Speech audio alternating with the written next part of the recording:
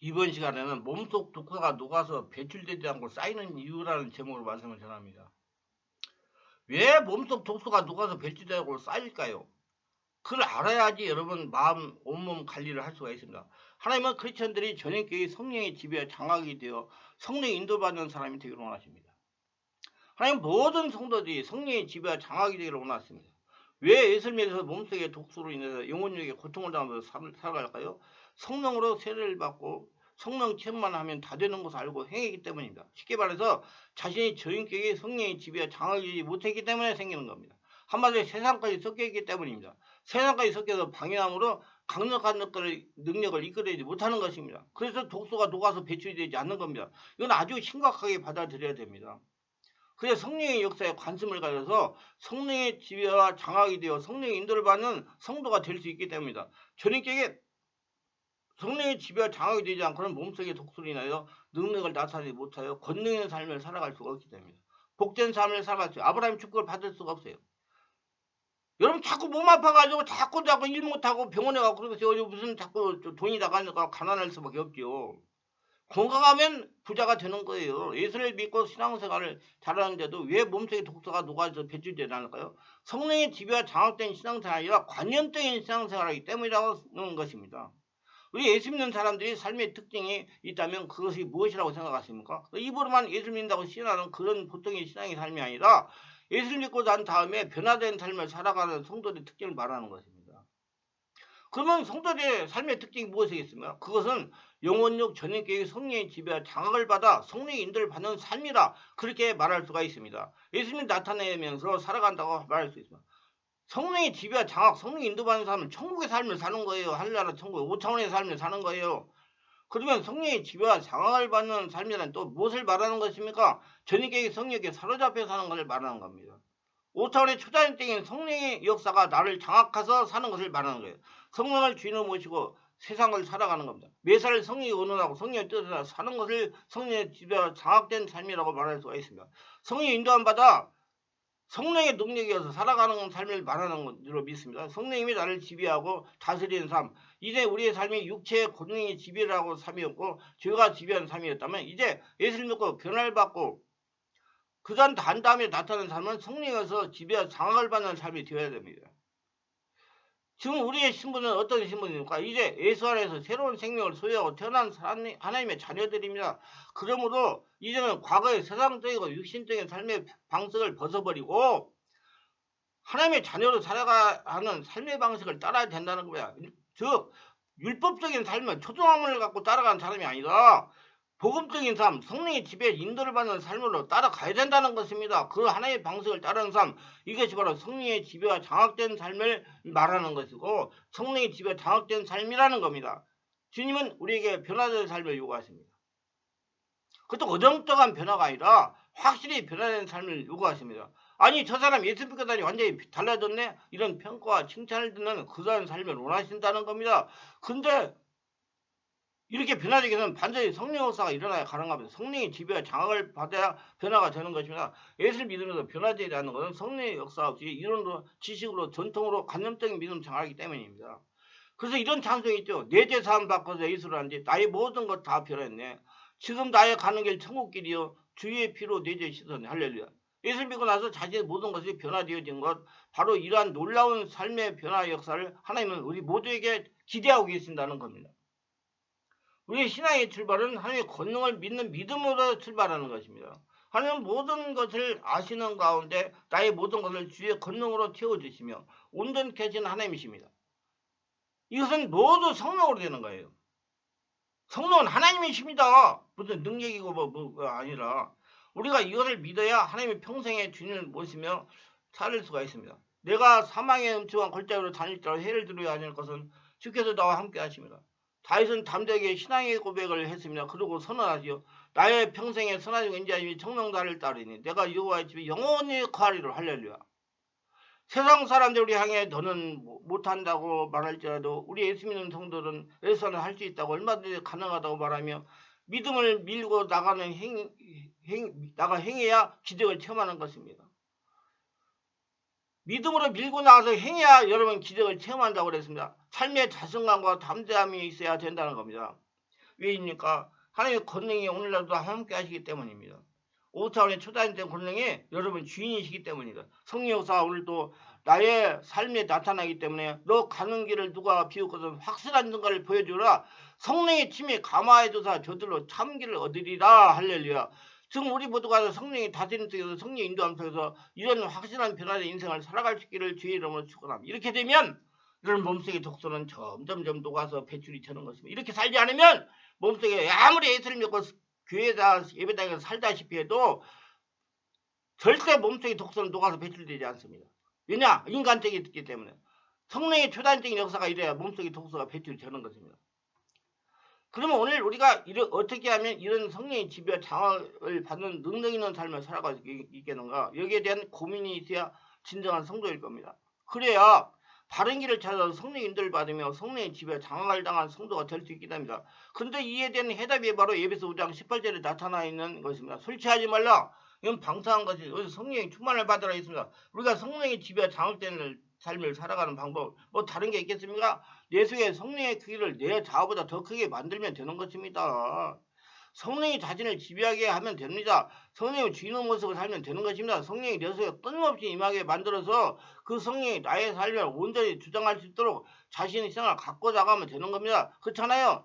그 외에 무슨 방법이 있겠습니까? 성령의 지배를 받으며 살아가는 거 알고 보면 너무나 쉽습니다. 습관이 되지 않았기 때문에 어려운 것입니다. 습관이 되지 않았기 때문에 몸속에 독소가 녹아서 배출되지 않는 것입니다. 그러면 우리가 생각해 볼 것은 무엇입니까? 성령의 지배와 장악되는 삶을 살아가려면 먼저 성령으로 세례를 받아야 됩니다. 이 성령이 첫째 언제 어느 때 우리에게 임하고 장악이 되는가 하는 것입니다. 직장에서 일할 때 성령이 임합니까? 가정에 설거지하고 청소할 때 성령이 임합니까? 학교에서 공부할 때 성령이 임합니까? 언제 우리에게 성령이 임하게 되어집니까? 물론 성령이 세례받고 충만을 받은 크리스천은 아무 곳에나 기도할 때 성령이 임하십니다. 그러나 최초 성령이 임하시는 것은 성전에서 성령의 역사는 교회에서 또 성령이 세례를 받고 충만을 받는 목회자를 통해서 우리가 말씀을 듣고 기도할 때 찬송할 때 성령이 임하고 장악이 되는 것입니다. 그래서 성도들에게 예배당 교회는 아주 중요합니다. 교회 잘 찾아가셔야 됩니다. 성령은 반드시 성령 역사가 일어난 장소에서 성령의 세례를 받고 충만받은 사람이 말씀을 전할 때 이 역사가 일어나고 체험할 수가 있기 때문이다. 성령 역사가 강하게 일어나는 교회에서 성령으로 세례를 받고 성령으로 장악이 되어 삶의 현장에서 기도할 때 성령의 지배를 받을 수가 있습니다. 성경을 잘 보세요. 초대교회 성도들이 언제 성령을 체험을 받았습니까? 각 가정마다 모여 예배하고 말씀을 들을 때 또 마가의 다락방 같은 데 모여서 그들이 기도하고 찬송할 때 하늘로부터 호련히 급하고 강한 바다 같은 성령이 호련히 그들 가운데 임하게 되었다. 그것도 하나씩. 그렇다고 가정에서만 성경보고 기도하라는 얘기는 아닙니다. 그때는 가정이고 교회에 있습니다. 초대교회는 곧 가정이 교회에 있습니다. 하나님은 언제나 교회 가운데 자정하게 계신 줄 믿습니다. 우리 교회는 유형교회와 무형교회를 모두 방문한 겁니다. 유형교회는 보이는 예배당이고 무형교회는 내 안에 계신 하나님의 성전이고 저 하늘나라에 있는 성전입니다. 그래서 지금은 언제나 성령의 역사가 일어나는 교회에 모여 말씀 듣고 성경 듣고 기도하고 찬양할 때 성령이 세로로 임하게 되는 것입니다. 그런데 호련이라는 무슨 말입니까? 갑자기라는 말이죠. 오로지 하나님 말을 생각하며 몰입 집중하여 기도할 때 호련히 성령이 장악하시는 겁니다. 성령이 임하시는 것은 전적으로 성령님의 뜻이지만 분명한 것은 적당히 말씀 보고 적당히 기도하고 적당히 찬송할 때 임하는 것이 아니라 말씀 정식으로 예배하고 말씀 깊이 묵상하고 전심으로 기도하고 또 이게 찬송할 때 성령 우리 가운데 분명히 임하게 된다는 사실을. 그러므로 내 삶 속에 말씀을 보는 시간이 늘리고 기도하는 시간을 늘리고 찬송하는 시간을 늘리면 그때에는 우리 성령이 충만해질 가능성이 많아지는 것입니다. 우리가 이렇게 성령의 지배를 받게 되면 우리 삶에 어떤 역사가 일어나겠습니까? 먼저 우리는 하늘의 신령한 지혜와 강력한 능력이 일어날 수가 있습니다. 하늘날 천국의 삶을 지금 이 땅에서 누릴 수가 있습니다. 몸속에 독소가 녹아져 배출이 되므로 영혼이 강건한 삶을 살아가는 그리고 세상의 능력을 행사하게 됩니다. 권능을 행사하게 됩니다. 초자연적인 권능, 귀신이 또 하나가 도망가는 권능. 그래서 세상을 살아가도 힘있게 당당하게 살아가게 되는 것입니다.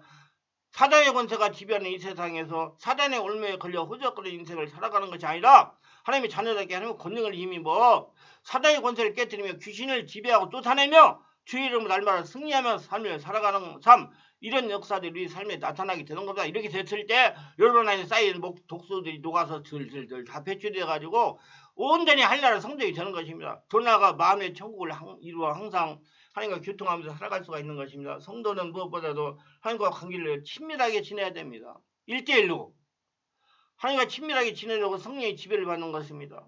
성령의 지배와 장악을 받게 되니 몸속에 독소가 생기지 않고 있는 것도 녹아서 배출이 되고 성령으로 녹아지고 배출이 됩니다. 마귀와 귀신이 감히 넘보지 못하는 성도가 되는 것입니다. 그래서 무시로 하나님을 찾는 것입니다. 걸어다니는 성전이 되는 것입니다. 항상 성도 충만하여 성령의 지배와 장악을 받는 삶을 살기 위해서 하나님을 찾는 것입니다. 많은 성도들이 성령 충만하면 교회 나가서 기도할 때 손을 들고 벌벌벌 떨면서 기도하는 성령 충만을 착각합니다. 이건 착각입니다. 그래서 성령이 충만하다는 것은 항상 하나님을 생각하면서 하나님을 찾는 상태가 성령으로 충만한 상태입니다. 거룩한 성전이다. 의식하면서 항상 난 하나님과 동일한 하나님의 주인이다. 그런 생각을 갖고 살아가는 게 성령 충만한 상태입니다. 성령이 여러분 차고 넘쳤다는 거예요. 안 보입니다. 어쩌라요 성령은. 그냥 안 보이는 성령이 보이는 성령까지 나를 지배하고 당하겠다고 믿고 항상 찾는 상태가 성령 충만한 상태입니다. 이렇게 될 때 전인격이 성령의 지배를 받게 되는 겁니다. 성도는 성령의 권능으로 살아가야 됩니다. 전인격이 성령의 지배를 받아야 되고 그러면 성령의 지배 장악을 받아 성령의 인도하는 사람들이 나타나는 삶의 변화는 무엇일까요? 거룩한 삶을 살아갑니다. 첫째로 거룩이 무엇입니까? 거룩이란 구별된 사람, 분리된 사람, 정결한 사람 말합니다. 성경에 거룩이라는 말이 실제로 나오는 것이 창세기 2장 3절입니다. 창세기 2장 3절을 보겠습니다. 하나님이 그 7전의 복되게 하사 거룩하게 하셨더니 이는 하나님이 그 창조하시고 만드신 모든 일을 마치시고 그날 안식하였습니다. 거룩은 히브리어로 카다시라고 하며 그 말의 뜻은 성별, 구별, 분리, 봉헌, 성화, 성결을 말합니다. 죄를 거룩하게 지키는 삶을 말합니다. 이론으로 말고 몸으로 온몸으로 거룩하게 지키는 것이고 성령으로 온몸으로 지키는 것입니다. 몸으로만 거룩하게 지키는 것이 아니고 행위로 하는 것이 아니고 성령의 인도와 지배를 받으면서 주의를 온몸으로 하늘나라 성전이 돼가지고 온몸의 성령의 지배 가운데 주의를 보내는 지키는 삶입니다. 성령의 지배와 인도를 받는 삶으로 거룩한 성도의식을 가지고 하나님께 집중하며 기도하는 삶입니다. 성령의 인도와 가운데 안식을 누리는 삶입니다. 하나님과 성령과 교통하는 삶입니다. 하나님 음성에 집중하며 사는 거룩한 삶이라고 할 수가 있습니다.